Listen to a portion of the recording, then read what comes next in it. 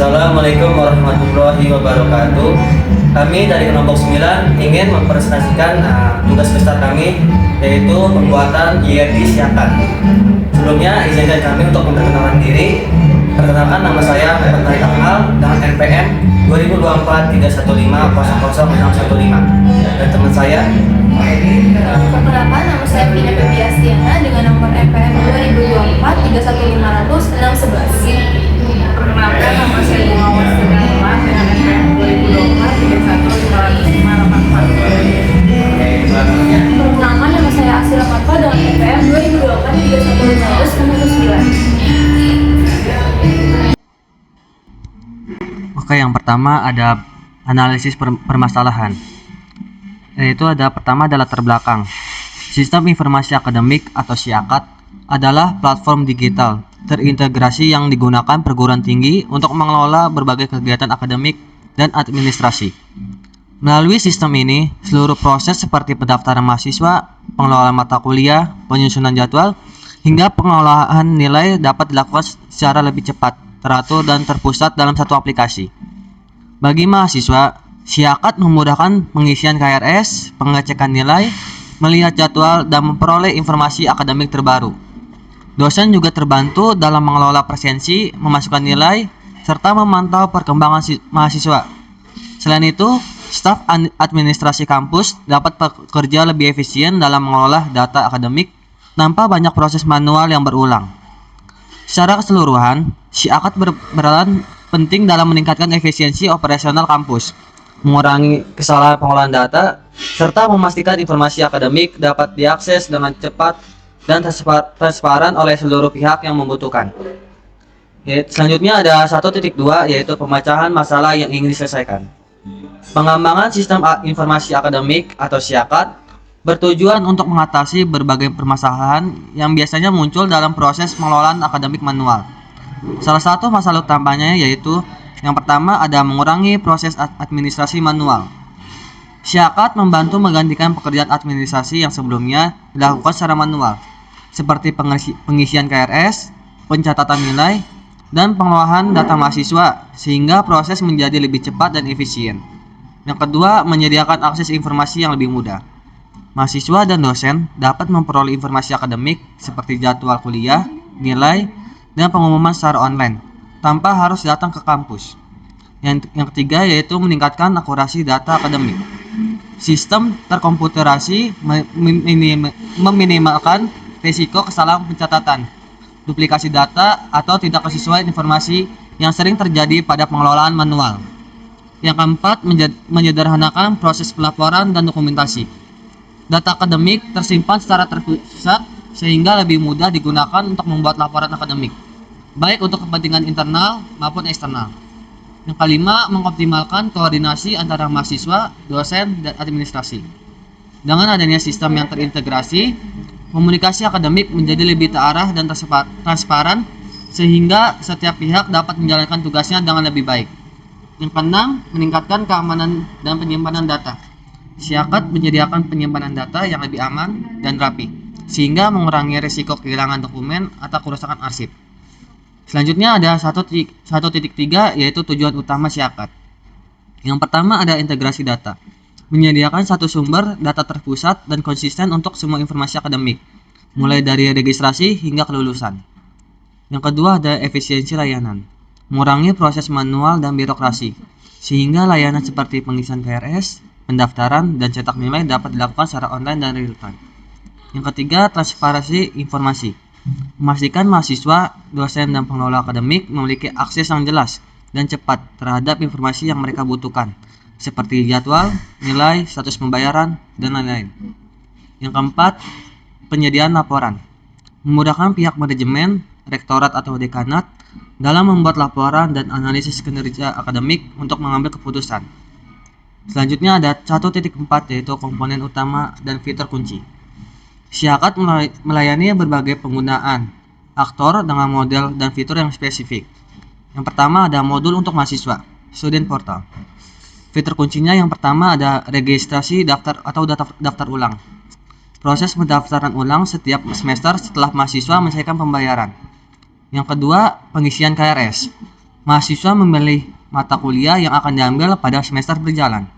Fitur kunci yang ketiga yaitu KHS atau transkrip.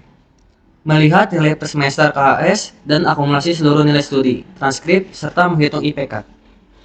Yang keempat ada jadwal kuliah. Melihat jadwal kuliah, nama dosen, dan ruang kelas yang digunakan. Yang terakhir ada pembayaran UKT atau SPP. Melihat status tagihan dan riwayat pembayaran uang kuliah. Yang kedua ada modul untuk dosen.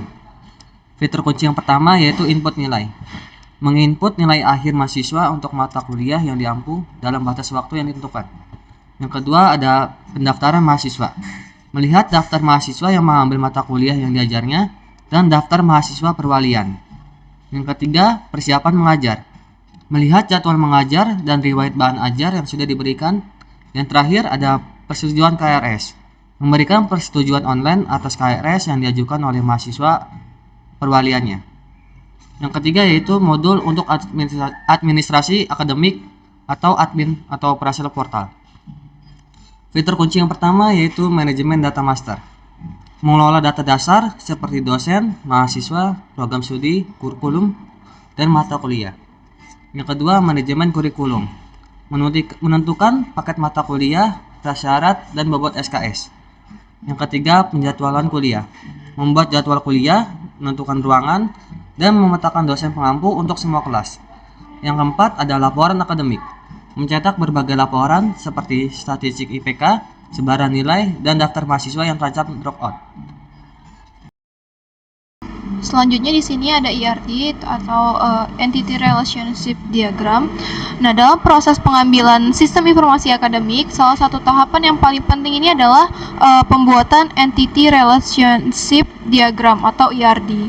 Nah, diagram ini digunakan untuk melihat bagaimana data-data dalam sistem saling berhubungan. Dengan adanya ERD, struktur penyimpanan data menjadi lebih jelas dan juga memudahkan proses pembuatan database pada tahap berikutnya. ERD pada sistem ini memuat beberapa entitas utama seperti program studi, mahasiswa, dosen, mata kuliah, jadwal kuliah, KRS, dan juga nilai. Seluruh entitas tersebut saling berhubungan mengikuti alur kegiatan akademik yang telah terjadi di perguruan tinggi. Nah, ini untuk hasil ERD yang telah dibuat oleh kelompok kami. Nah, sekarang penjelasan setiap entitas. Yang pertama ada program studi atau prodi. Nah, entitas ini menampung informasi mengenai program studi yang ada di kampus. Beberapa data yang disimpan meliputi ID prodi, nama prodi, dan fakultas.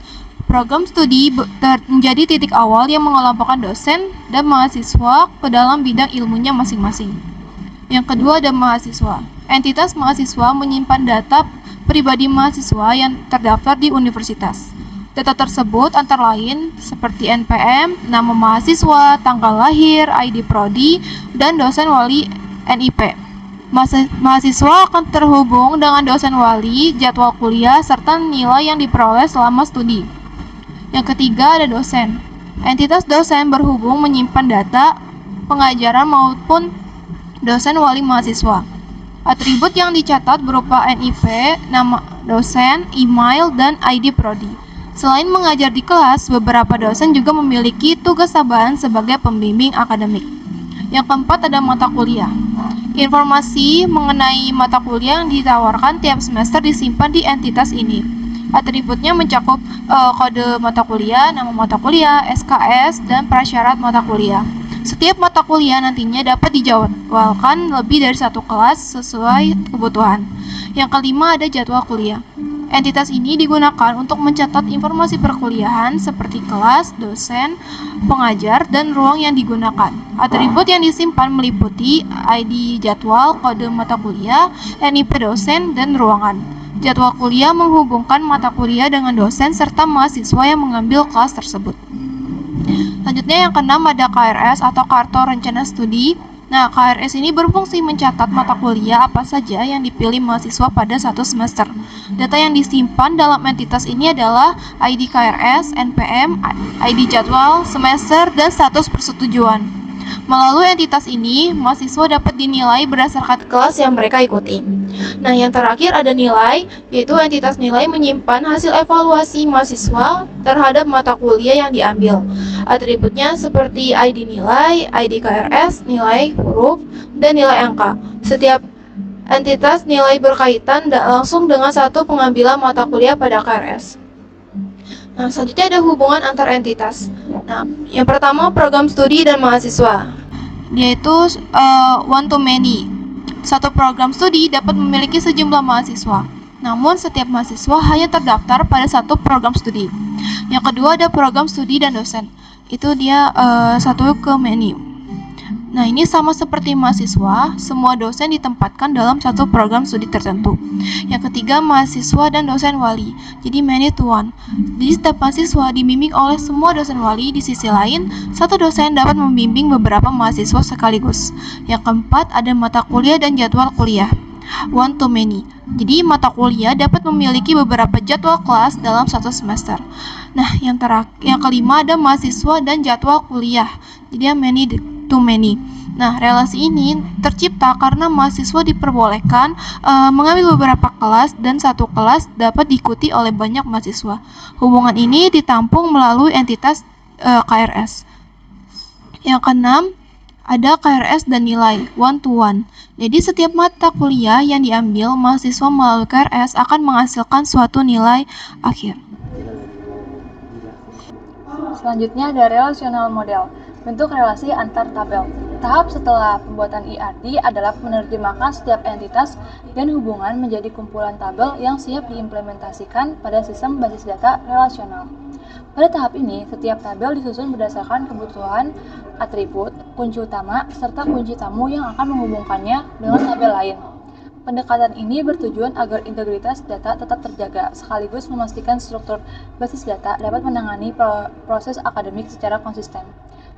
Nah, di bawah ini adalah bentuk tabel relasi tiap tabel yang dihasilkan dari pemetaan IRD ke model relasional.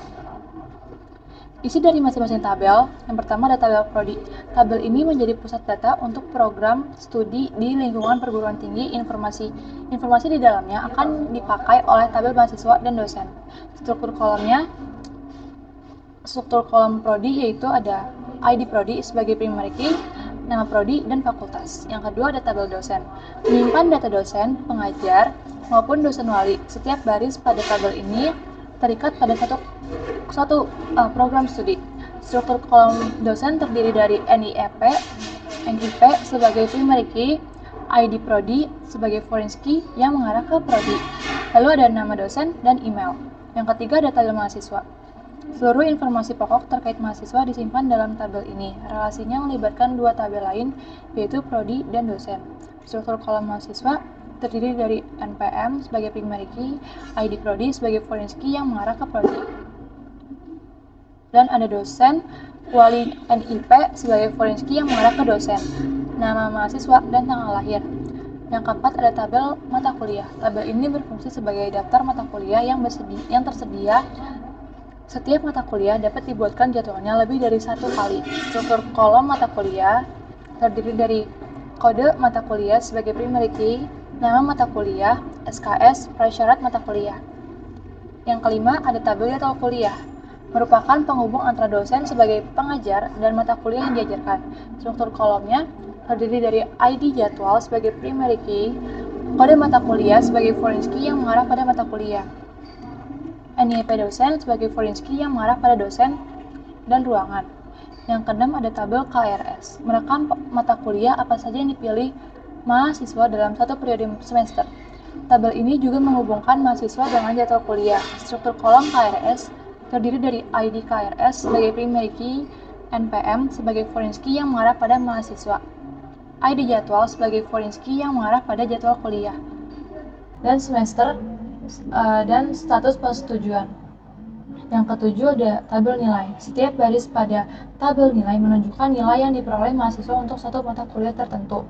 Semua nilai berkaitan langsung dengan data pada tabel KRS. Struktur kolom nilai terdiri dari ID nilai sebagai primary key, ID KRS sebagai foreign key yang mengarah pada KRS. Lalu ada nilai huruf dan nilai angka. Selanjutnya adalah uraian hubungan antar tabel. Yang pertama itu ada prodi dan mahasiswa. Satu prodi digunakan oleh banyak mahasiswa. Yang kedua ada prodi dan dosen. Satu prodi memiliki sejumlah dosen. Yang ketiga ada dosen dan mahasiswa. Dosen menjadi wali bagi beberapa mahasiswa. Yang keempat ada mata kuliah dan jadwal kuliah. Satu mata kuliah dapat dibuatkan beberapa jadwal. Yang kelima ada dosen dan jadwal kuliah.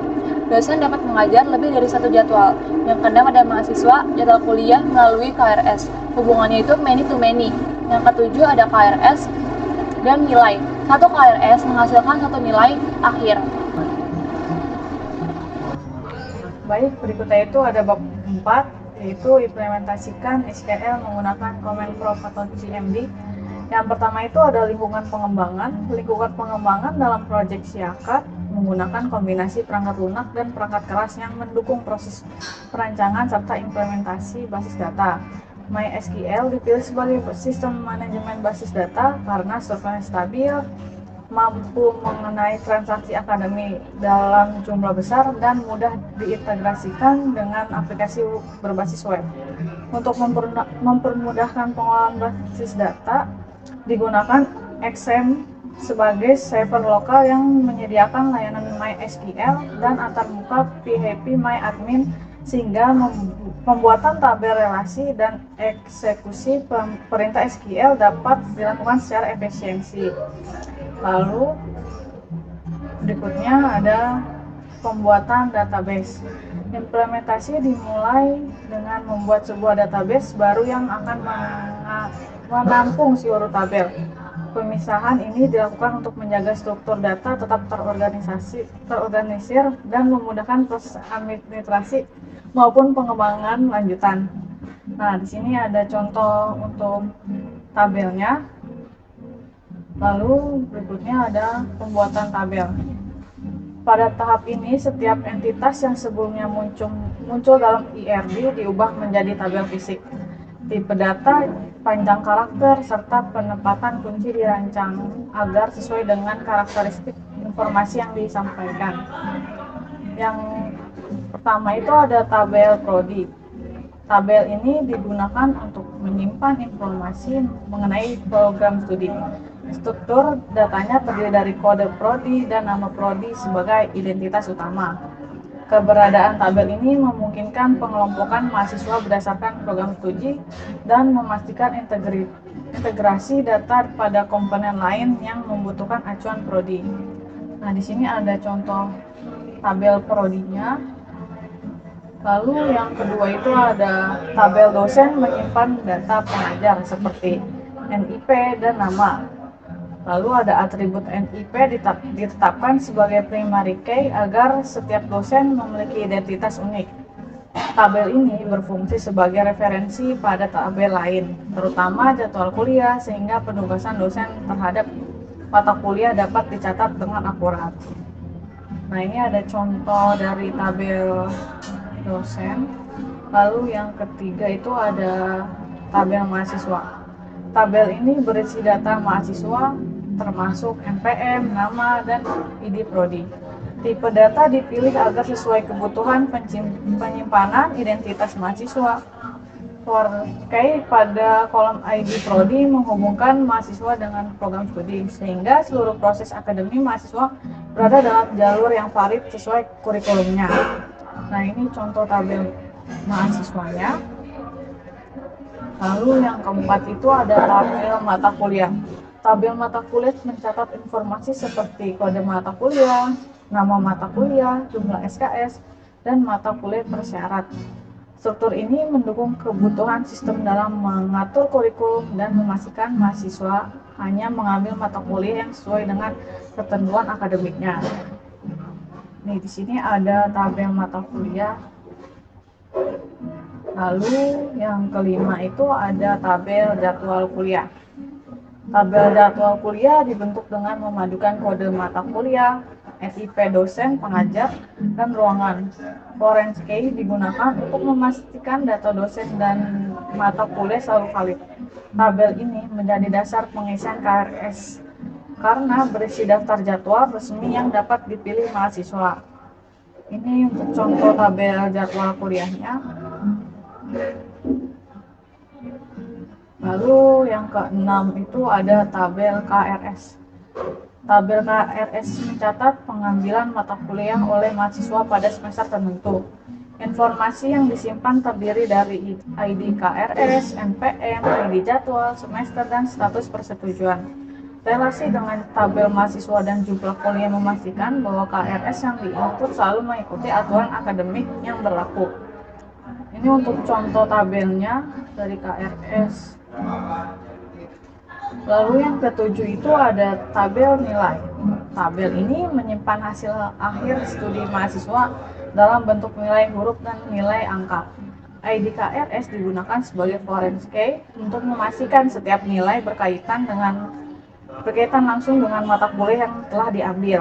Dengan struktur ini, proses penilaian dapat tercetak secara valid dan konsisten. Berikut ini ada contoh tabel nilainya ya. Lalu masuk lagi ke implementasi data ke dalam sistem. Setelah seluruh tabel selesai dibuat, langkah berikutnya adalah mengisi data awal ke dalam masing-masing tabel.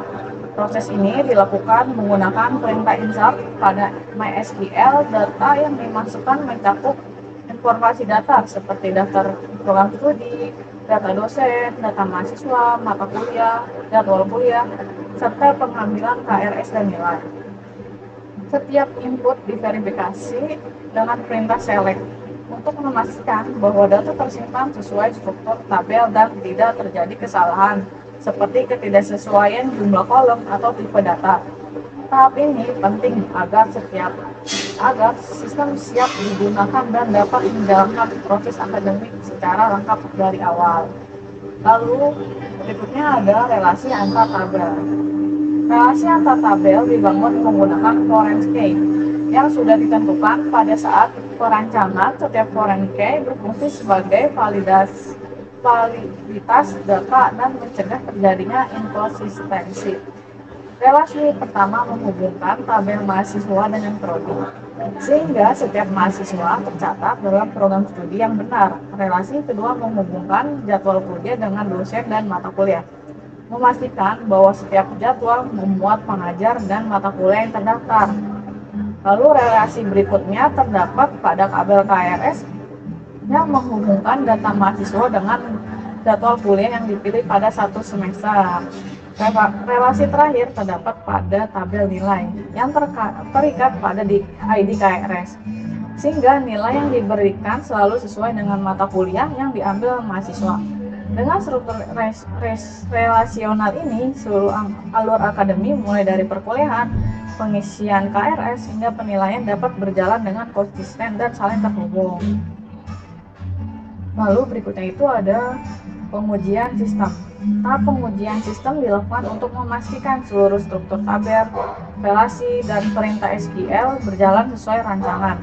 Pengujian dimulai dengan menjalankan perintah descript pada setiap tabel untuk memastikan tipe data, primary key, dan foreign key sudah sesuai dengan model rasional.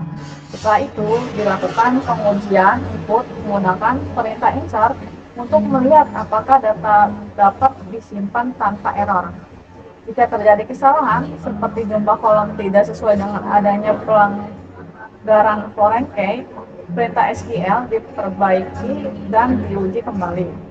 Selain itu, perintah select digunakan untuk memastikan apakah data yang tersimpan sudah akurat dan menampilkan hasil sesuai dengan kebutuhan sistem.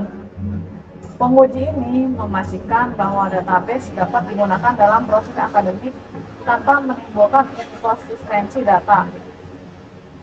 Lalu berikutnya itu ada kesimpulan implementasi database. Berdasarkan proses perancangan dan implementasi yang dilakukan, database SIAKAT berhasil dibangun sesuai struktur yang disusun pada tahap analisis. Seluruh tabel utama seperti prodi, dosen, mahasiswa, mata kuliah, jadwal kuliah, KRS, dan nilai dapat saling terhubung. Melalui foreign key yang valid, perintah SQL yang diimplementasikan dapat berjalan dengan baik dan mampu menyimpan serta menampilkan data secara konsisten. Hasil pengujian menunjukkan bahwa sistem dapat mengolah data akademik mulai dari pengamputan mahasiswa hingga pencatatan nilai akhir tanpa kendala. Dengan demikian, database ini dapat diterapkan sebagai fondasi sistem informasi akademik dan siap dikembangkan lebih lanjut sesuai kebutuhan kampus.